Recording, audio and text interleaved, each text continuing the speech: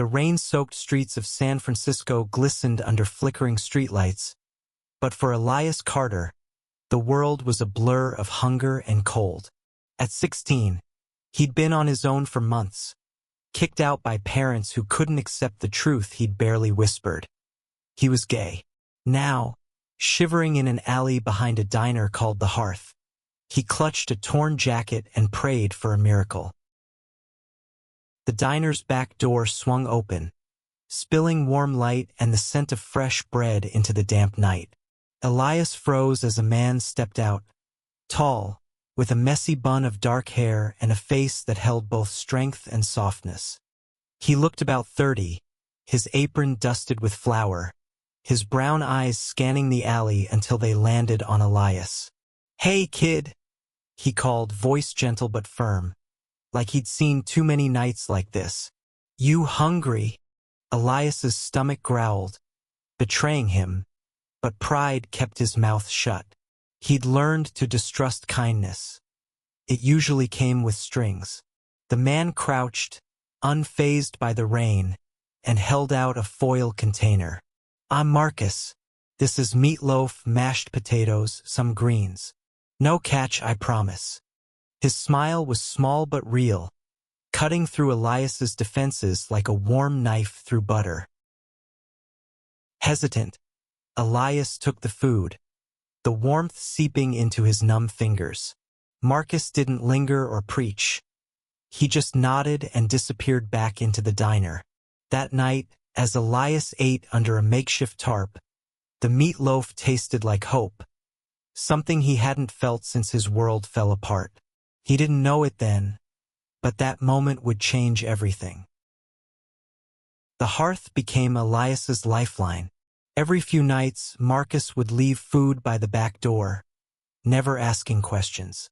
Sometimes it was chili, sometimes cornbread and soup, always warm and wrapped with care.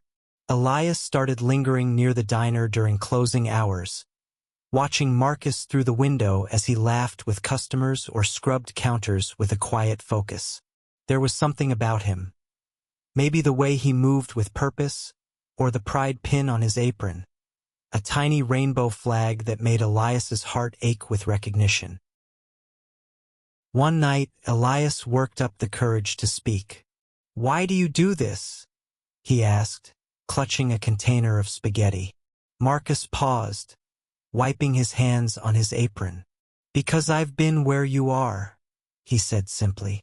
Not the same story, but close enough. No one should go hungry for being themselves. His words hit Elias like a punch, raw and true. For the first time, he felt seen not as a runaway but as a person. Weeks turned into months. Elias learned Marcus's rhythm. The way he hummed jazz while cooking, the late-night chats with his staff about everything from recipes to love. Elias started helping out, clearing dishes, sweeping the alley, for no reason other than wanting to be near Marcus's warmth. The chef never pried, but he listened when Elias let slip bits of his story. A small-town upbringing in Idaho, parents who quoted scripture while slamming doors, a bus ticket to nowhere. Marcus shared, too, not much but enough. He'd grown up in Oakland, fought his own battles coming out, and built the hearth as a haven for anyone who needed it. One rainy evening, Marcus handed Elias a key. "Back room's got a cot," he said, casual but deliberate. "It's not much, but it's dry. Stay as long as you need." Elias stared, throat tight. He wanted to argue, to say he didn't deserve it, but Marcus's steady gaze stopped him. "You're not alone, kid," Marcus said. "Not anymore." That cot became Elias's first real bed in months. The hearth's back room, cluttered with crates and cookbooks, felt like a palace. For the first time, Elias slept without fear, lulled by the distant clatter of pots and Marcus's low humming. He started working at the diner officially, washing dishes, bussing tables, earning enough to buy clothes that weren't threadbare. Marcus taught him to chop onions, to season soups, to plate food with care. Cooking storytelling, Marcus would say, grinning. Every dish has a soul. But the world outside the hearth wasn't as kind. San Francisco in 2015 was progressive, but not for everyone. Elias saw the sideways glances at Marcus's pride pin, heard the occasional slur muttered by passing drunks. One night, a group of rowdy customers mocked Marcus openly, sneering about fairies in the kitchen. Elias, wiping down tables, felt his fists clench. Marcus just laughed it off, but Elias saw the tightness in his jaw. "They don't get it," Marcus told him later. "Love's love. Hate's just noise." Elias wanted to believe him, but fear lingered. He hadn't come out to anyone at the diner except Marcus, and even that was unspoken, a quiet understanding. He admired Marcus's courage, living openly, unapologetically, but Elias wasn't there yet. His past still haunted him, whispering that being himself meant losing everything. Yet, with every meal, every late-night talk, Marcus showed him a different truth, that love, in all its forms, could build something stronger than hate. By spring, Elias was 17, stronger, surer. He enrolled in a GED program, funded by Marcus's quiet generosity. The hearth was no longer just a refuge. It was home. But life, as Elias would learn, had a way of testing even the strongest bonds. One night, a letter arrived at the diner, addressed to Elias in his mother's sharp handwriting. His hands shook as he opened it, Marcus watching from across the kitchen. The words were cold, final: "Come home, repent, or don't come back at all." Elias felt the world tilt. Marcus, sensing the shift, pulled him aside. "You don't owe them anything," he said fiercely. "Family isn't blood. It's who shows up." But the letter cracked something open in Elias, a longing he'd buried deep. He wanted to believe he could go back, that love could change his parents' hearts. Against Marcus's quiet worry, Elias made a choice. He packed a bag, left a note thanking Marcus, and boarded a bus to Idaho, chasing a reconciliation that might never come. The hearth felt empty without him. Marcus kept the back room untouched, the cot neatly made, as if Elias might walk through the door any day. But weeks turned to months, then years. Elias's absence was a wound Marcus carried quietly, wondering if he'd done enough, if he'd given the kid what he needed to survive.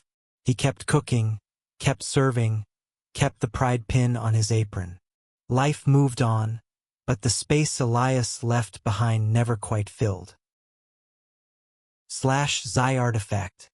Xi artifact _ID equals 0C855EBB1B8487F88969C7A15D95B9 artifact _version equals 21303BC65055C44-194E41B81C277B6 title equals text content type equals text/markdown. A gay chef fed a homeless teen years later. That teen paid him back at a wedding with a truth bomb. Idaho was a mistake. Elias stepped off the bus into a town that hadn't changed. Same dusty streets, same judgmental eyes. His parents' house loomed like a memory he couldn't escape, and their welcome was as cold as the letter promised. "You can stay," his mother said, voice sharp as a blade, "but you'll fix yourself." His father barely looked at him, muttering about sin and shame. Elias tried for a week, then two, attending church, biting his tongue, hiding who he was. But every sermon felt like a cage, every glance a reminder that he'd never belong. One night, after a particularly brutal argument, Elias left. He didn't pack, didn't plan. He just walked, heart pounding, until he reached a gas station and called the only number he'd memorized, The hearth. Marcus answered on the second ring. Elias. His voice was warm, steady, like a lighthouse in a storm. Where are you? Elias choked out the story, tears mixing with the payphone's static. Marcus didn't hesitate. Stay put. I'm coming. It was a 12-hour drive from San Francisco to that nowhere gas station. Marcus arrived at dawn, his old pickup truck rattling, his face lined with worry but softened by relief. Elias fell into his arms, sobbing, and Marcus held him. No words needed. They drove back in near silence, the radio playing soft jazz, the road stretching endlessly ahead. You're enough, Marcus said finally, eyes on the horizon. Just as you are. Elias clung to those words, letting them stitch up the pieces of his broken courage. Back at the hearth, life resumed, but Elias was different, quieter, more determined. He threw himself into work, mastering recipes, earning tips, saving every penny. Marcus noticed the change but didn't push. He gave Elias space, trusting him to find his way. By 18, Elias had his GED and a dream: to become a chef like Marcus. He enrolled in a local culinary program, balancing classes with diner shifts. Marcus became his mentor, teaching him not just technique but heart, how to pour love into every dish, how to make food that healed. The diner's community grew around them. Regulars loved Elias's quiet charm, his knack for remembering their orders. He came out to a few coworkers, testing the waters, and found acceptance in their easy smiles. But the world still tested him. A customer once spat at him, calling him a slur when he accidentally spilled coffee. Marcus was there in an instant, banning the man for life. "This is our house," he told Elias later, voice fierce. "We don't let hate in." Elias watched Marcus closely, learning more than cooking. Marcus was openly gay, living with a quiet confidence that Elias envied. He'd been with his partner, Leo, for years, a photographer with a laugh that filled rooms. Leo would stop by the diner, stealing kisses over the counter, and Elias saw what love could be. Fearless, ordinary, beautiful. He started dreaming of that for himself, though he wasn't ready to try. Not yet. By 20, Elias was a rising star in culinary school, his dishes earning praise for their bold flavors and thoughtful presentation. Marcus beamed like a proud father, though he never said it outright. Instead, he'd critique Elias's sauces with mock seriousness, then sneak him extra shifts to cover tuition. Their bond deepened, unspoken but ironclad. Elias began to see the hearth as more than a job. It was a legacy, Marcus's gift to a world that didn't always give back. But life wasn't all smooth. The diner struggled as rent soared in San Francisco's gentrifying Mission District. Marcus took out loans, cut costs, but the numbers didn't lie. Elias saw the worry in his mentor's eyes, the late nights poring over bills. He wanted to help, but his savings were meager, his skills still growing. One evening, he found Marcus alone in the kitchen, head in his hands. "We'll figure it out," Elias said, echoing Marcus's own words from years ago. Marcus looked up, surprised, then smiled. "Yeah, kid, we will." Elias threw himself into ideas, pop-up events, social media, anything to draw crowds. He posted photos of Marcus's dishes online, captioning them with stories of the hearth's heart. Slowly, customers returned, drawn by the food and the mission, a place where everyone belonged. Elias felt a spark of pride, not just in himself but in what they were building together. He started dating, too, a shy barista named Caleb, whose crooked smile made Elias's heart race. It was tentative, new, but it felt like a step toward the life he'd always wanted. Then came the call that changed everything. A culinary school friend, now a caterer, offered Elias a gig. Assistant chef for a high-profile wedding in Napa Valley. The pay was good, the exposure better. Elias hesitated. Leaving the hearth even briefly felt like betraying Marcus. But Marcus insisted. "Go," he said, clapping Elias's shoulder. "Show them what you've got." So Elias went, nervous but determined, unaware that this job would bring him face to face with a past he thought he'd left behind, and a truth that would shake his world. Napa Valley shimmered under a late summer sun, vineyards stretching like green waves toward the horizon. Elias, now 22, stood in a bustling catering kitchen. His chef's whites crisp but his nerves frayed. The wedding was massive, 300 guests, a billionaire's daughter, and a menu that demanded perfection. Elias chopped, sautéed, and plated with precision, his training with Marcus guiding every move. But beneath the focus, a strange unease gnawed at him, like a memory he couldn't place. The head chef, a wiry woman named Carla, barked orders, her voice cutting through the kitchen's chaos. Elias liked her. She was tough but fair, and she'd taken a chance on him despite his youth. "Carter, keep up," she snapped, but her eyes held approval as he garnished a tray of appetizers. The job was a whirlwind, but Elias thrived on it, pouring his heart into every dish. He thought of Marcus, of the hearth, and how proud he'd be. As service began, Elias caught glimpses of the wedding through the kitchen's swinging doors. The venue was a dream, white roses cascading over trellises, fairy lights twinkling against the dusk. Guests laughed, clinked glasses, and danced under a canopy of stars. Elias felt a pang of longing, not for the wealth but for the joy, the ease of belonging. He wondered if he'd ever have a moment like this, with Caleb or someone else, surrounded by people who loved him for who he was. Then he saw her.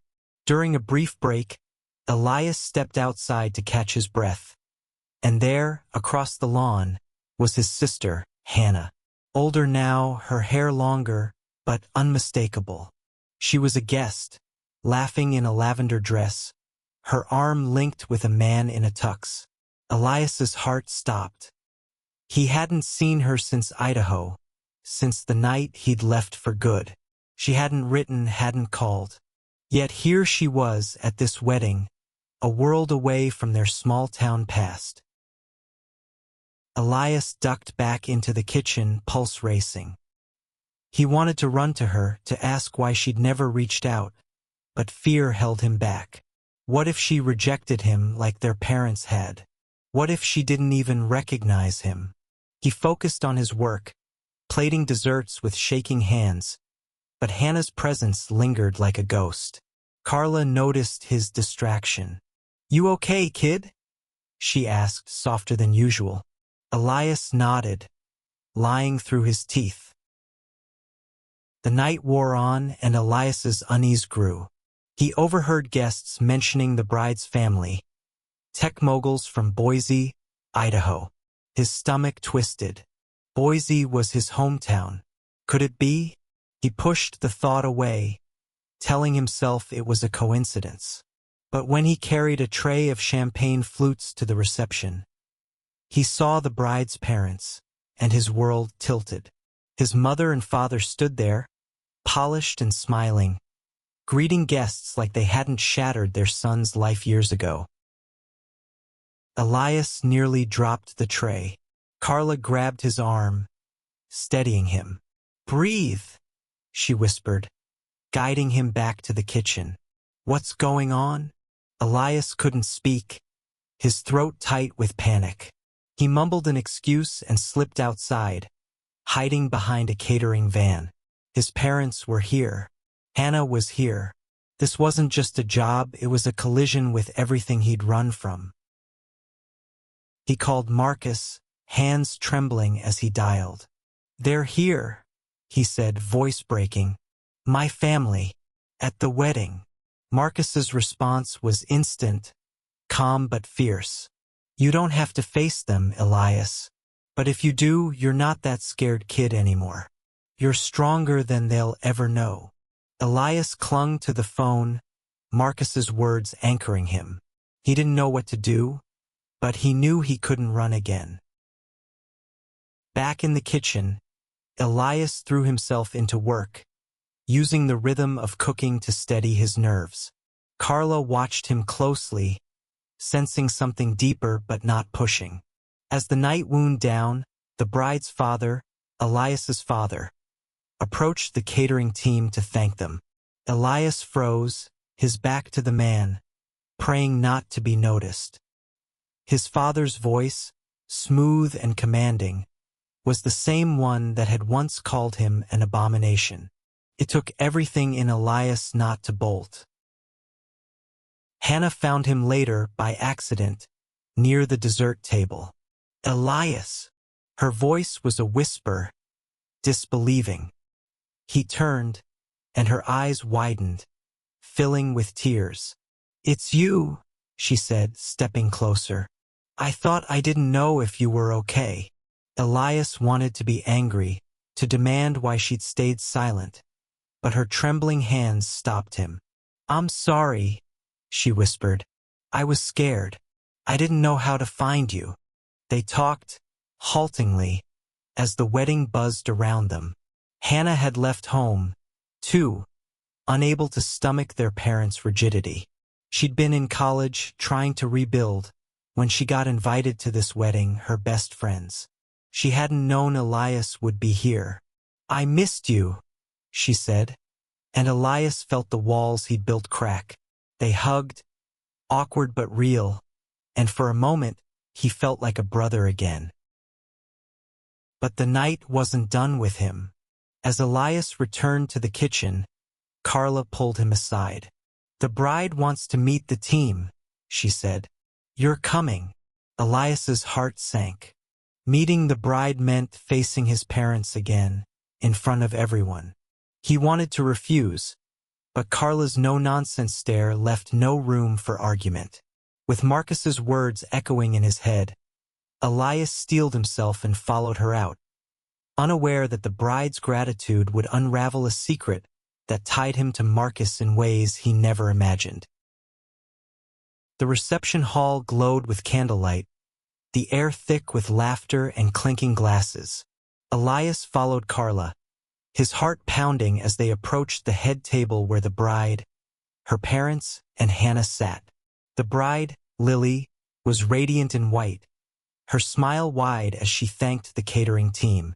Elias kept his head down, avoiding his parents' gazes, but he felt their presence like a weight. His mother's perfume, sharp and familiar, hit him like a memory of rejection. Carla introduced the team, her voice proud. This is Elias Carter, one of our best assistants tonight. Lily's eyes lit up. You made the lavender panna cotta? She asked, leaning forward. It was incredible. Elias managed a nod, his voice stuck. He risked a glance at his parents. His father's face was unreadable, but his mother's eyes narrowed, recognition flickering. Elias's stomach churned. He mumbled a thank you and stepped back, praying the moment would end. Didn't. Lily stood, insisting on a photo with the team. Elias tried to slip away, but Carla's firm hand on his shoulder kept him in place. As the photographer snapped shots, Elias felt his mother's stare, cold and piercing. Hannah, sitting nearby, looked torn, her eyes darting between Elias and their parents. The tension was suffocating, but Lily's warmth cut through it. You guys made this night perfect, she said, squeezing Elias's arm. He forced a smile, his mind screaming to run. Back in the kitchen, Elias collapsed against a counter, his breath shaky. Carla eyed him. You know those people?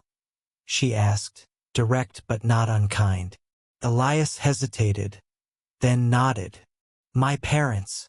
My sister. Carla whistled low. Hell of a reunion. You want out of here. Elias shook his head. He'd run once before, he wouldn't now. Marcus's words, "You're stronger than they'll ever know," echoed, giving him courage. The night ended, and Elias helped pack up, his mind replaying Hannah's apology, his parents' silence. He wanted to talk to Hannah again, to ask about her life, but the thought of facing his parents kept him frozen. As the team loaded the van, Hannah found him again. "Can we talk tomorrow?" she asked, handing him her number. "I want to know you again, Elias." Her voice was earnest, and he nodded, a spark of hope igniting. Elias returned to San Francisco the next day, exhausted but wired. He told Marcus everything over coffee at the hearth, the diner quiet in the early morning. Marcus listened, his face a mix of pride and concern. "You faced them," he said. "That's huge." Elias shrugged, unsure. "They didn't even speak to me." Marcus leaned forward. "Their silence isn't your failure. It's theirs." Elias wanted to believe him, but the ache lingered. Life at the hearth resumed, but Elias felt a shift. Meeting Hannah, seeing his parents, had stirred something restless in him. He threw himself into cooking, experimenting with bold flavors, saffron risotto, chili lime shrimp, each dish a way to reclaim himself. Marcus noticed, praising his growth but gently pushing him to confront his past. "You can't outrun it," Marcus said one night, chopping garlic beside him. "But you can choose what it means." Elias started texting Hannah, cautious at first. She shared bits of her life. College in Seattle, a girlfriend she adored, a future she was building. Elias opened up, too, about the hearth, Caleb, his dreams of opening his own restaurant someday. Their conversations grew longer, healing old wounds. But his parents remained a shadow, their rejection a wound that hadn't closed. Meanwhile, the hearth's financial struggles worsened. Marcus hid it well, but Elias saw the unpaid bills, the stress in his mentor's eyes. He pushed harder with social media, organizing a fundraiser dinner that packed the diner with new faces. Marcus hugged him after, his voice thick. "You're saving this place, kid." Elias shook his head. "You saved me first." Elias's relationship with Caleb deepened, too. They went on real dates, movies, walks along the Embarcadero, each moment a step toward trusting love. Caleb was patient, his humor a balm for Elias's insecurities. One night, as they shared ice cream by the bay, Caleb asked about the wedding. Elias told him about his parents, his voice raw. Caleb listened, then kissed him softly. "You're not what they think. You're you." Elias felt a weight lift, his heart opening wider. But the past wasn't done with him. A month after the wedding, Hannah called, her voice urgent. "Lily's coming to San Francisco," she said. "She wants to meet you again. And she knows about you and Dad." Elias's breath caught. Lily, his sister's friend, the bride, was his half-sister, born to his father's first wife, a secret his parents had buried. Hannah had pieced it together, and Lily wanted to talk.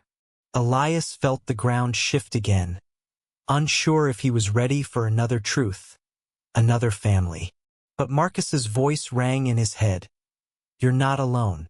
He agreed to meet, his heart racing with fear and hope, unaware that Lily's visit would lead to a moment that would tie his past to Marcus in ways he never expected. The hearth buzzed with its usual warmth, but Elias felt like he was standing on a fault line. Lily's visit loomed, a meeting that could unravel more than he was ready for.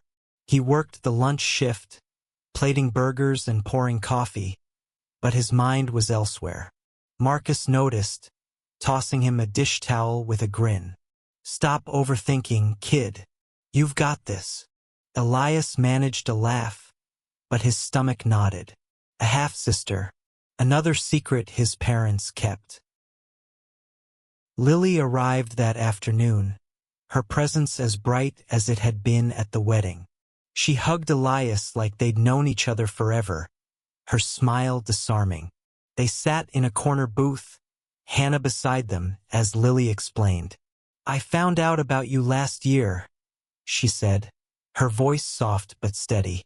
"My mom, Dad's first wife, told me before she passed. I didn't know how to find you until Hannah." Elias listened, stunned. His father had never mentioned a first marriage, let alone a daughter. It was another betrayal, another piece of his life hidden. Lily wasn't angry, though. She was curious, eager to know Elias, to bridge the gap their father had created. "You're my brother," she said, squeezing his hand. "I want you in my life." Elias felt a rush of warmth, but also pain. He'd spent years rebuilding himself, and now the past was rewriting itself again. Hannah watched, her eyes soft with hope, and Elias realized this was a chance. Not just for him, but for all of them. They talked for hours, sharing stories of their fractured childhoods. Lily had grown up in Boise, raised by her mother, rarely seeing their father.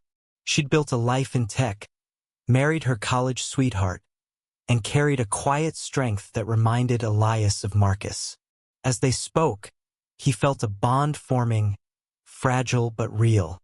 By the time Lily left, promising to stay in touch, Elias felt lighter, like he'd reclaimed a piece of himself he hadn't known was missing. But the meeting stirred something deeper.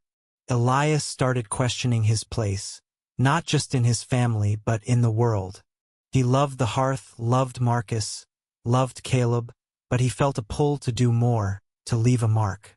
He threw himself into his culinary studies, graduating with honors and landing a sous chef job at a trendy downtown restaurant. The pay was better, the hours brutal, but it meant he could help Marcus keep the hearth afloat. He funneled his earnings into the diner, paying off bills, upgrading equipment. Marcus protested, but Elias was firm. "You gave me a home," he said.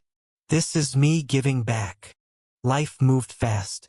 Elias and Caleb moved in together, a small apartment with a view of the bay. Their relationship wasn't perfect.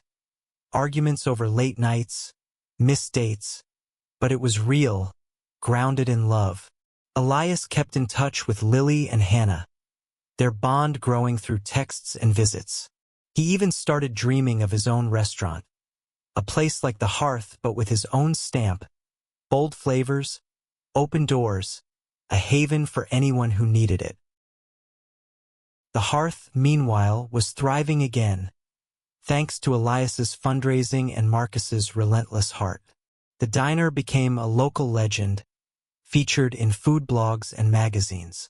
Marcus's pride pin was now joined by a small rainbow flag on the counter, a quiet statement of defiance and love. Elias watched Marcus and Leo, their partnership a steady beacon, and felt inspired to build that with Caleb. One night, over dinner at home, he proposed, not with a ring, but with a quiet promise. Caleb said yes, tears in his eyes, and Elias felt like he was finally home. But secrets have a way of resurfacing. A year after Lily's visit, Elias got an invitation. Lily's anniversary party, a small gathering back in Napa. She wanted him to cater, to show off his skills. Elias agreed, nervous but excited, and convinced Marcus to join him. "We'll do it together," he said, grinning. Marcus, now in his late 30s, looked tired but proud. "You're the star now, kid," he teased. But he came along, his pickup truck loaded with supplies. The party was intimate, held at a vineyard under twinkling lights. Elias and Marcus worked side by side, their rhythm seamless, chopping, plating, laughing like old times. Lily glowed, her husband by her side, and Hannah was there too with her girlfriend. Elias felt a surge of gratitude, surrounded by people who chose him. But as the night unfolded, Lily pulled Elias aside, her face serious. "There's something you need to know," she said, her voice low. "About Marcus." Elias's heart skipped. He glanced at Marcus, laughing with guests, his apron still dusted with flour. Lily's words were careful, deliberate. "He's not just your mentor, Elias. He's connected to us, to Dad." Elias froze, her words a puzzle he couldn't solve. She handed him an old photo, faded but clear. A younger Marcus, standing next to their father, both smiling at a family event years before Elias was born. The truth hit like a tidal wave, tying Marcus to his past in a way he never could have imagined. The vineyard air was warm, scented with grapes and jasmine, but Elias felt a chill as he stared at the photo in Lily's hand. Marcus, younger, maybe 20, stood next to Elias's father, their smiles bright against a backdrop of balloons and streamers. The image was a gut punch, a link between his mentor and the man who'd rejected him. "What is this?" Elias asked, his voice barely a whisper. Lily's eyes were soft, cautious. "Marcus was Dad's stepbrother," she said. "Before you were born. Before Mom." Elias's mind reeled. Marcus had never mentioned it. Not in years of late-night talks, of shared meals, of saving Elias from the streets. His father's stepbrother? The connection was too much, too sudden. Lily explained, piecing together fragments she'd learned from her mother. Their father had been married to Marcus's mother briefly, a marriage that ended in divorce when Marcus was a teen. Marcus had stayed close for a while, a stepbrother to Lily's father, but their relationship frayed as Marcus came out and their father's beliefs hardened. By the time Elias was born, Marcus was gone from their lives, a name never spoken. Elias looked at Marcus, still working the catering table, his laugh carrying over the crowd. How had he never said anything? The man who'd given Elias a home, a purpose, was tied to the family that had cast him out. Elias felt betrayed, but also confused. Marcus had never hidden who he was, never shied from his truth. Why hide this? He confronted Marcus later, as they packed up the van under the vineyard's dim lights. "Why didn't you tell me?" Elias asked, holding out the photo. Marcus froze, his face a mix of guilt and sorrow. "I wanted to," he said, voice low. "But you were hurting, Elias. You needed a fresh start, not more baggage from your dad." He explained how he'd left that family behind, building the hearth as his own rebellion against their judgment. When he saw Elias in that alley years ago, he recognized the name, the pain. "I couldn't walk away," Marcus said. "Not again." Elias wanted to be angry, but Marcus's honesty disarmed him. He saw the weight Marcus carried, the years of silence to protect Elias's fragile hope. "You're my family," Elias said finally, his voice thick. Marcus pulled him into a hug, and for a moment, the past didn't matter. They were here now together. The drive back to San Francisco was quiet, the photo tucked in Elias's pocket. He thought of his father, of the man who'd rejected both him and Marcus, and felt a strange pity. Their father had lost so much. His son, his stepbrother, his chance at love beyond his narrow beliefs. Elias, though, had gained everything. Marcus, Lily, Hannah, Caleb, a life built on acceptance. Back at the hearth, Elias doubled down. He and Marcus planned a new menu, bold and vibrant, drawing crowds from across the city. Elias's sous chef job gave him connections, and he used them to secure investors for the hearth, easing Marcus's financial strain. The diner became a symbol of resilience, its rainbow flag a beacon for anyone who felt lost. Elias and Caleb planned their own wedding, small but joyful, with Marcus as their officiant. Lily and Hannah promised to come, their family ties strengthening. But the past wasn't done. A letter arrived at the hearth, addressed to both Elias and Marcus. It was from their father, formal and stiff, requesting a meeting. He'd heard about the anniversary party, about Elias's success, and wanted to reconnect. Elias felt a surge of old fear, but also anger. Marcus, reading over his shoulder, was calm.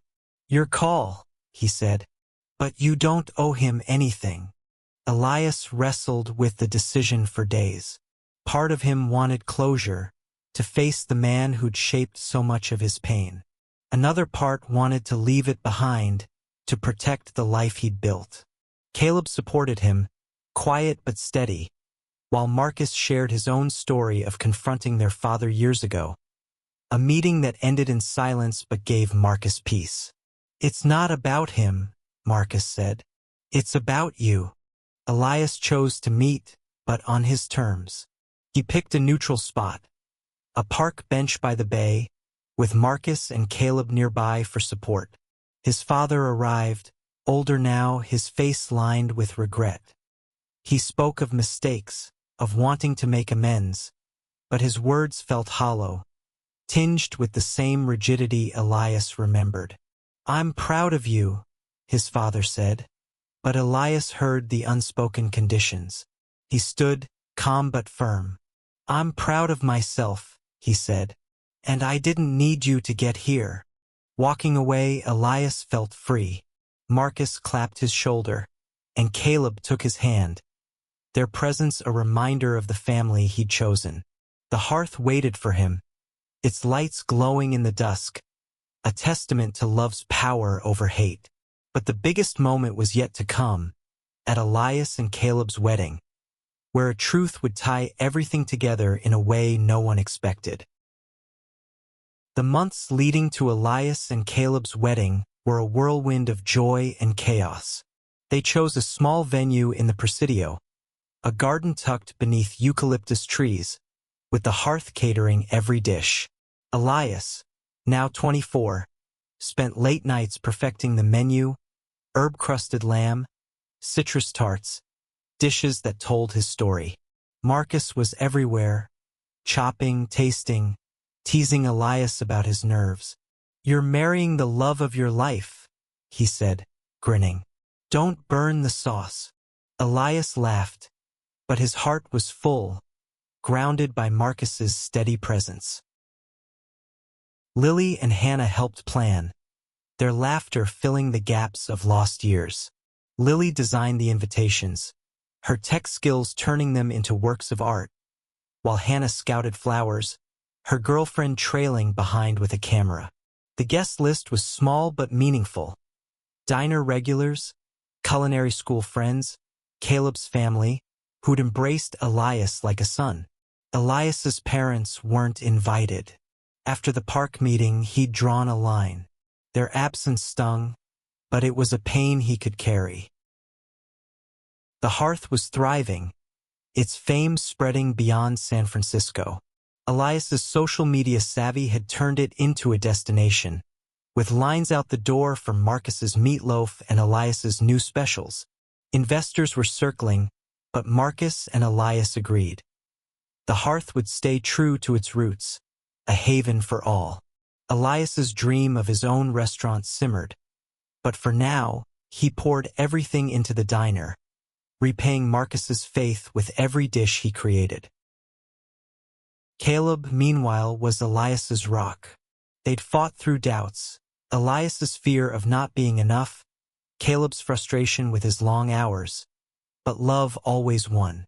Caleb, now a barista trainer, had a quiet strength that balanced Elias's intensity. They'd sit on their apartment balcony, planning their future, dreaming of kids, a house, a life where love was the loudest voice.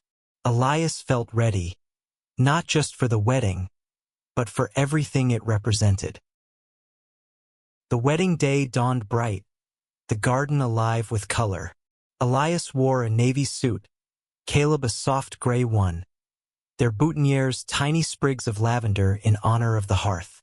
Marcus officiated, his voice steady as he spoke of love's resilience. "You too," he said, looking at Elias and Caleb. "Prove that family is what we build, not what we're born into." The guests cheered, and Elias felt tears prick his eyes, his hand tight in Caleb's. The reception was a feast, every dish a love letter.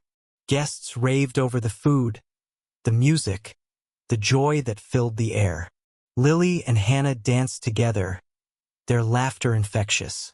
Marcus and Leo swayed nearby, their love a quiet anchor. Elias felt a surge of gratitude, surrounded by people who'd chosen him, who'd seen him at his worst and loved him still.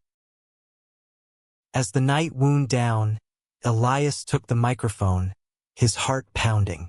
He'd planned a speech, a thank you to everyone, but especially to Marcus. The words came easily, raw and true. "6 years ago, I was starving in an alley," he said, his voice steady despite the lump in his throat. "Marcus didn't just feed me. He gave me a home, a purpose, a family. He showed me that being myself was enough." The crowd was silent, moved, as Elias turned to Marcus.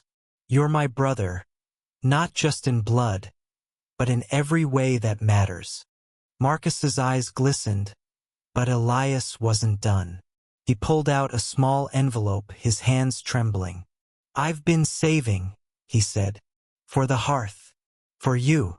Inside was a check, every penny he'd earned from his sous chef job, enough to clear the diner's debts and fund a renovation. The crowd gasped, and Marcus shook his head, overwhelmed. "Kid," he said, voice breaking, "you didn't have to." But Elias wasn't finished. He turned to the guests, his voice rising. "There's one more thing. Marcus isn't just my mentor. He's my stepbrother, my father's stepbrother. He carried that truth alone to protect me, to give me a chance to heal. He's the family I chose, and I'm standing here because of him." The room erupted in applause, tears streaking faces. Marcus pulled Elias into a hug, whispering, "You're enough, kid. Always were." The truth bomb landed not with pain, but with love. It tied their stories together, a testament to resilience, to chosen family over blood. Elias and Caleb danced under the stars, their future bright, while Marcus watched, his pride a quiet fire. The hearth would go on, stronger than ever, and so would they, proof that love, in all its forms, could heal even the deepest wounds. The wedding's glow lingered in Elias's heart as he and Caleb settled into married life. Their apartment, small but theirs, became a haven of late-night talks and shared dreams. Elias returned to the hearth with renewed fire, using the momentum from the wedding to push the diner forward. The check he'd given Marcus wasn't just money. It was a promise, a way to ensure the hearth remained a beacon for others like him. Marcus, still reeling from Elias's speech, poured the funds into renovations. New booths, a brighter sign, a community table where anyone could eat, no questions asked. Elias's sous chef job kept him busy, but he carved out time for the hearth, creating new dishes that blended his bold flavors with Marcus's soulful classics. Food critics noticed, and soon, the hearth was featured in national magazines, dubbed San Francisco's heart of hospitality. Elias and Marcus laughed over the hype, but it brought crowds, securing the diner's future. The rainbow flag on the counter grew larger, a quiet defiance against a world that still judged. Lily and Hannah became fixtures in Elias's life. They visited often, sharing meals at the hearth, their laughter knitting their fractured family together. Lily launched a tech startup, her confidence inspiring Elias to revisit his dream of his own restaurant. Hannah, now a social worker, brought her clients to the diner, knowing it was a safe space. Their bond, once broken, was now a bridge built on shared resilience and love. Elias and Caleb faced their own challenges, balancing careers, navigating the complexities of marriage, but they faced them together. Caleb's humor softened Elias's intensity, and Elias's passion fueled Caleb's dreams. They started talking about adoption, imagining a future where they could give a child the love Elias had once craved. Marcus and Leo were their biggest cheerleaders, offering advice and babysitting tips with a grin. One evening, a year after the wedding, Elias found a letter tucked under the hearth's door. It was from his father, handwritten, softer than before. He wrote of regret, of watching Elias's success from afar, of wishing he'd done better. There was no demand for forgiveness, just a quiet hope to talk. Elias read it alone in the back room, the same room where Marcus had once given him a cot. He felt no anger, only clarity. He didn't need his father's approval anymore. He had Marcus, Caleb, Lily, Hannah, a family that chose him every day. He showed the letter to Marcus, who read it silently, his face unreadable. "What do you think?" Elias asked. Marcus shrugged, his voice gentle. "He's trying. That's more than he did for me. But it's your call, always." Elias decided to write back, not to reconcile, but to close the chapter. "I'm happy," he wrote. "I hope you find that too." He mailed it, feeling lighter, like he'd set down a weight he'd carried too long. The hearth became a hub for the community, hosting open mic nights, queer youth meetups, and free meals for those in need. Elias and Marcus worked side by side, their bond deeper than ever, a brotherhood forged in shared pain and triumph. Elias's dream of his own restaurant took shape, a concept called Haven, a place where food and acceptance would intertwine, inspired by the hearth but uniquely his. One night, as Elias locked up the diner, he looked at the neon sign, its glow steady against the San Francisco fog. He thought of that first night in the alley, of Marcus's outstretched hand, of the journey that led to this moment. He'd been a scared kid, hungry and alone, but love had found him, through Marcus, through Caleb, through the family he'd built. The truth bomb at the wedding hadn't just revealed Marcus's connection to his past. It had shown Elias his own strength, his capacity to heal, to love, to give back. Elias smiled, his breath visible in the cool air. Haven was still a dream, but the hearth was real, a testament to what love could do. He texted Caleb, "Heading home. Love you." Then he turned off the lights, the diner's warmth lingering in his heart, ready for whatever came next.